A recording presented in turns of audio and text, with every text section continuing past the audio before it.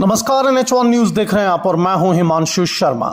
श्री माता वैष्णो देवी के आधार शिविर कटरा में 10 मई से 16 मई तक श्रीमद् भागवत कथा का आयोजन वैश्विक संस्कृति परिवार ने किया। हम आपको बताते चलें कि आज श्रीमद् भागवत कथा का आखिरी दिन था और इन दिनों में पूज्य भाई श्री रमेश भाई ओझा के श्रीमुख से इस कथा का उच्चारण हुआ और भक्तों ने आनंद लिया। आज आखिरी दिन जम्मू कश्मीर यूटी के LG मनोज सिन्हा भी इस कथा में भाग लेने के लिए पहुंचे। आप देखिए NH1 न्यूज की एक खास रिपोर्ट। जय माता दी। परमात्मा की रचाई हुई ये सृष्टि और उसमें भी विशेष करके ये पृथ्वी का स्वर्ग जिसको माना जाता है, ऐसी पवित्र धरा की जम्मू कश्मीर की भूमि पे हम लोग आए हैं। उस भूमि के ऊपर वैश्विक संस्कृति परिवार की ओर से उसके तत्वाधान से ये भागवत सप्ताह का आयोजन हुआ। तो मैं सबसे पहले परम कृपालु परमात्मा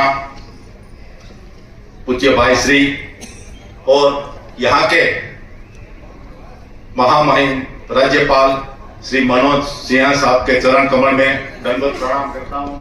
बहुत सारे लोग गुजरात से आए हैं, कुछ लोग अमेरिका से भी आए हुए हैं। तो इस छोटे से ऑडिटोरियम में हम हमारे महामहिम राज्यपाल श्री को बतलाना चाहते हैं कि आपके सामने पूरा भारत बैठा हुआ है। और जिस तरह से हमारे विपिन भाई ने कहा कि हमारे यहाँ कटरा के और जम्मू के, श्रीनगर के सभी हमारे पदाधिकारियों ने, पुलिस बल ने विशेष रूप से इतना सहयोग दिया है कि हम शब्दों के द्वारा उनका आभार व्यक्त कर ही नहीं सकते हैं। और ये शब्द हमारे आपकी प्रशंसा के लिए नहीं है, ये हमारे शब्द हमारी दिल की गहराइयों से निकल रहे हैं। वो आपके प्रेम पूर्ण कर्तव्य के लिए है जो आपने हमें सहयोग दिया है। और विशेष रूप से हम श्राइन बोर्ड के आभारी है, हमारे CEO साहब आदरणीय श्री अंशुल जी गर्ग और यहाँ पर 24 घंटों कार्य करने वाली हमारी भगवतिया प्रिया बहन, आपके प्रेम पूर्ण सहयोग से ही ये कार्य इतना सुंदर हो पाया है। हम सभी के बहुत बहुत आभारी है। और आज के इस दिन विशेष पर पधारे हुए सभी हमारे पदाधिकारियों का हम स्वागत करते हुए अब हम आदरणीय हमारे बीच में उपस्थित महामहिम राज्यपाल श्री के से प्रार्थना करते हैं कि अब आप हमारे बीच में पधारे हैं। आप अपने सबसे पहले मैं मां वैष्णो देवी के चरणों में सत नमन करता हूँ। व्यासपीठ एवं पूज्य गुरुदेव भाई श्री रमेश भाई ओझा को प्रणाम करता हूँ। यहाँ उपस्थित जम्मू कश्मीर प्रशासन के हमारे सभी सहयोगी, सभी यजमान एवं पिछले 7 दिनों से कथा श्रवण में लीन भक्ति और तप के सभी साधक, सबको मेरा नमस्कार। मैंने पूज्य भाई श्री जी के भागवत कथा के मंगल शुभारंभ में 10 मई को ही शामिल होने का मैंने कार्यक्रम बनाया था। इन्हीं परिस्थितियों में उस दिन मैं नहीं आ सका, इसके लिए मैं खेद व्यक्त करता हूँ। मैं इसे दैवीय संयोग मानता हूँ कि आज 7वें दिन समापन के समय पर इस महाउत्सव में मुझे उपस्थित होने का सौभाग्य प्राप्त हुआ है। ऋग्वेद में हमारे यहाँ ऋषियों ने कहा है, मही यज्ञ सरपसुदा, यज्ञमय भूमि अत्यंत ही फलदायी और लाभकारी होती है। मुझे विश्वास है कि 10 मई से प्रारंभ हुआ भागवत कथा का यज्ञ जीवन की पूर्णता के लिए, हर भक्त के लिए फलदायी साबित होगा। हर भक्त पिछले 7 दिनों से इसका श्रवण कर रहा है। मुझे इस बात की भी विशेष प्रसन्नता है कि भाई श्री जी का आशीर्वाद जम्मू कश्मीर के लोगों पर भी बरसा है। वैसे जैसा मेरे पूर्व के वक्ता ने बताया, जम्मू कश्मीर वास्तव में भारत का मुकुटमणि है और पूरे विश्व का एकमात्र शारदा पीठ भी है। जिसे माता वैष्णो देवी और बाबा अमरनाथ का तो आशीर्वाद है ही है, ऐसे अनेक पवित्र स्थल हैं जिनका आशीर्वाद यहाँ बरसता रहता है। एक ऐसा साधना का क्षेत्र है जहाँ पुरातन काल से साधकों ने अपनी ऊर्जा से समाज और पूरे राष्ट्र का मार्गदर्शन किया है। आप सभी सौभाग्यशाली हैं कि अध्यात्म के इस ऊर्जा क्षेत्र में आपको सनातन धर्म के संरक्षक भाई श्री जी का सानिध्य तथा आशीर्वाद दोनों मिला है। भाई श्री जी ने हमेशा अध्यात्म के साथ साथ सामाजिक, शैक्षिक, राष्ट्रीय एवं वैश्विक मुद्दों पर समाज का मार्गदर्शन लंबे समय से किया है। व्यक्तिगत रूप से मैं उन्हें आत्मिक शक्ति के जागरण के साथ साथ आध्यात्मिक चेतना की जागृति और रूपांतरण का माध्यम भी मानता हूं। उनकी तपस्या और भागवत कथा का सबसे बड़ा उद्देश्य मुझे लगता है कि ये है कि हर एक व्यक्ति का रूपांतरण हो और उसके व्यक्तित्व के विकास के लिए अवसर भी उपलब्ध हो। मुझे लगता है कि समाज में रूपांतरण ये सबसे अचूक और अमिट हथियार है। इसके लिए भाई श्री जी ने शिक्षा के क्षेत्र में भी अत्यंत ही भगीरथ प्रयास किया है। शिक्षा पर उनके विचारों को मैंने थोड़ा पढ़ा है। अपने एक सत्संग में भाई श्री जी ने कहा था कि प्रत्येक प्रतिभा को पूर्णतया विकसित होने का अवसर देना शिक्षा का यही उद्देश्य होना चाहिए और मूल्य आधारित शिक्षा से ही सचरित्र नागरिकों का निर्माण और राष्ट्र निर्माण हो सकता है। बहुत से मित्रों को पता है, कुछ को शायद न पता हो। इन शब्दों को भाई श्री जी ने अपने जीवन का उद्देश्य भी बनाया है और उसके कार्यान्वयन के लिए भारतीय संस्कृति संवर्धक ट्रस्ट की स्थापना भी की है, जो गुजरात के पोरबंदर, देवका तथा सापुतारा में उन संकल्पों को साकार कर रही है। इस ट्रस्ट के माध्यम से गुरुकुल का एक बड़ा नेटवर्क तैयार हुआ है और 3 मुख्य पिलर्स पर इन्हें खड़ा किया गया है: विद्या, विवेक और विकास। मुझे प्रसन्नता है कि ये गुरुकुल तथा ऋषिकुल भारतीय संस्कृति एवं मूल्य आधारित शिक्षा के साथ ग्लोबली कॉम्पिटिटिव एनवायरनमेंट के लिए भी नई पीढ़ी को तैयार कर रहा है। संदीपनी ऋषिकुल, पोरबंदर संदीपनी गुरुकुल, पोरबंदर संदीपनी विद्या संकुल, सापुतारा तथा देवका विद्यापीठ। मुझे लगता है कि ये भविष्य के निर्माता तैयार हो रहे हैं यहाँ, जो अध्यात्म और आर्टिफिशियल इंटेलिजेंस के प्रकार से दिखेंगे।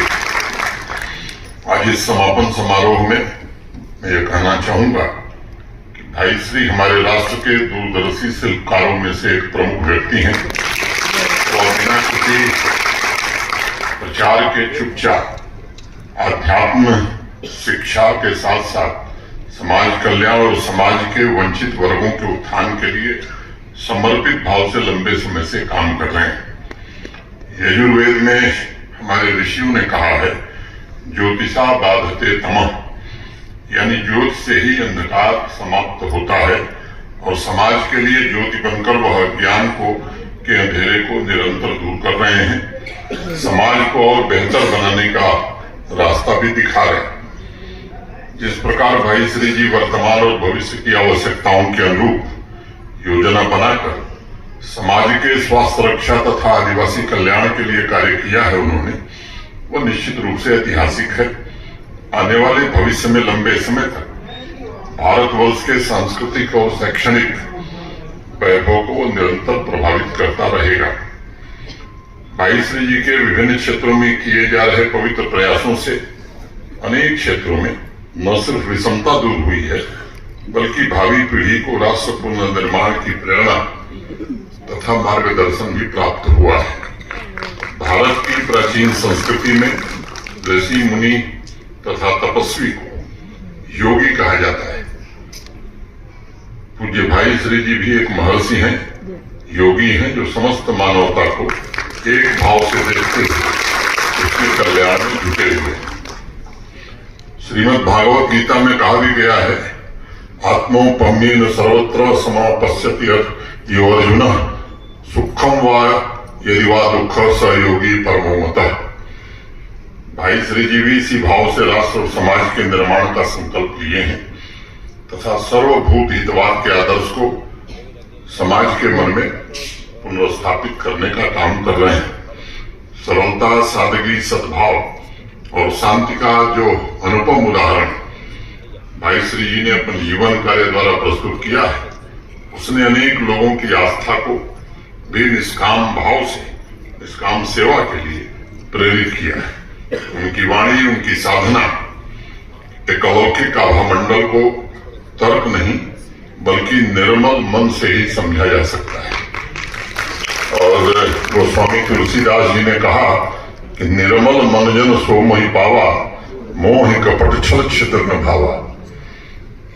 भाई श्री जी के शब्दों में मौजूद गूढ़ अर्थों को समझने के लिए जो प्राथमिक शर्त है, मन निर्मल होना चाहिए और स्थिर होना चाहिए तथा एकाग्र चित्त से भाई श्री की कथा की तरफ उन्मुख होना चाहिए। कुरुक्षेत्र में भी भगवान श्री कृष्ण अर्जुन से पूछते हैं कि पार्थ क्या तुमने मेरे वचन एकाग्र चित्त भाव से श्रवण किए? क्योंकि एकाग्र चित्त भाव से ही योगी की वाणी का श्रवण अगर आप करेंगे तो वो आपको सत्य से जोड़ेगा। भाई श्री जी ने अपने सत्संग में अनेक बार सत्य, तप, दया और पवित्रता की चर्चा की है। यहाँ ऋषियों मुनियों ने कहा है कि श्रवण से समाधि उपलब्ध हो सकती है, बशर्ते आप एकाग्रचित्त होकर उसे सुने जिन्हें सत्य उपलब्ध हुआ है।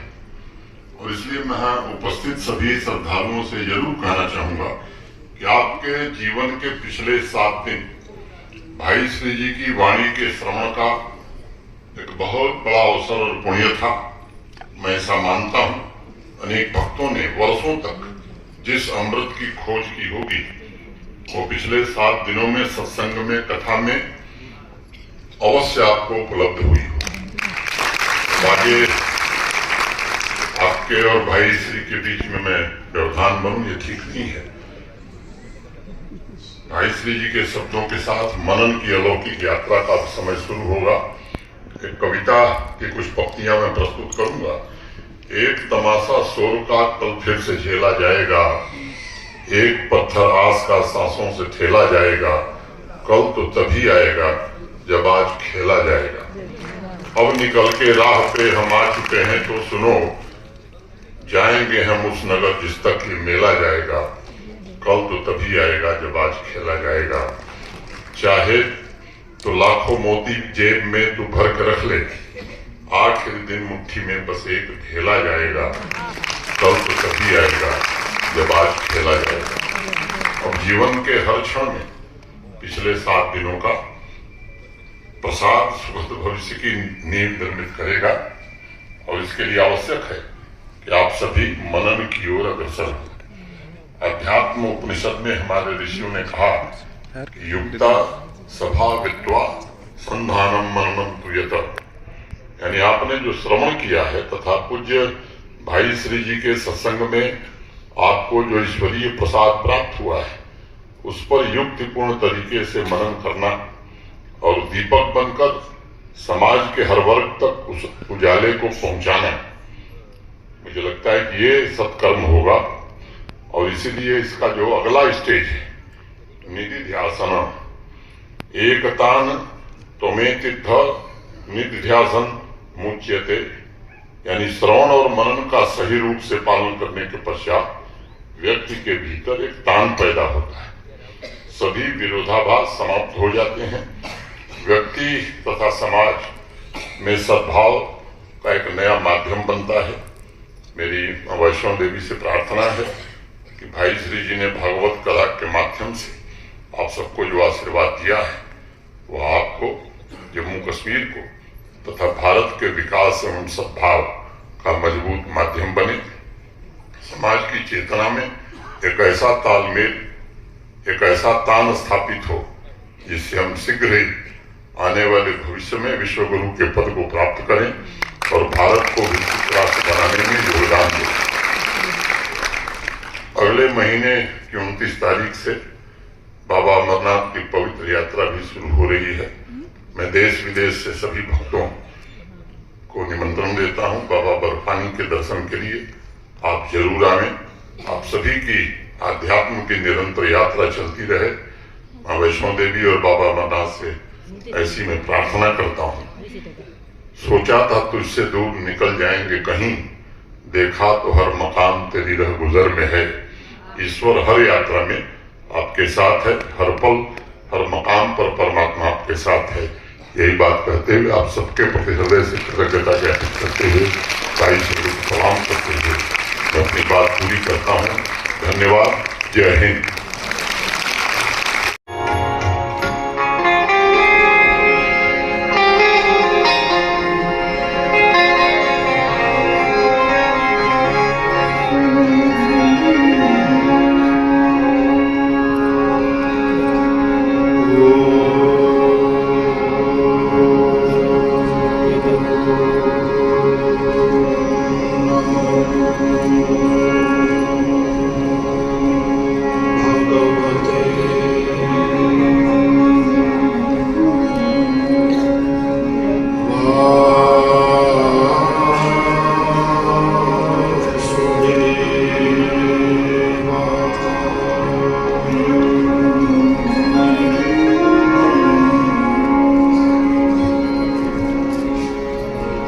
स्वस्ति श्री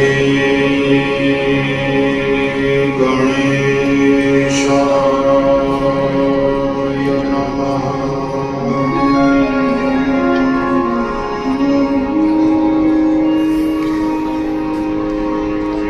श्री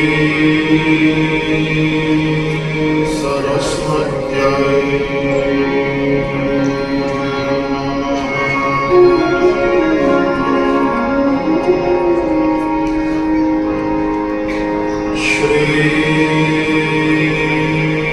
गुरुभ्यो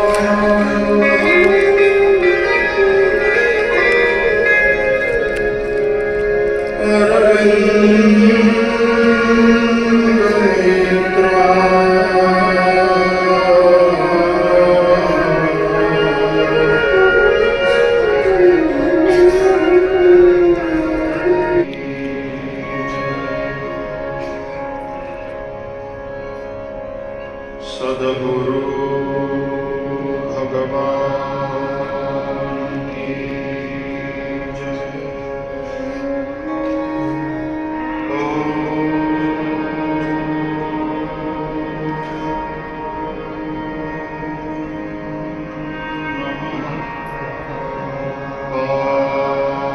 पार्वती पतये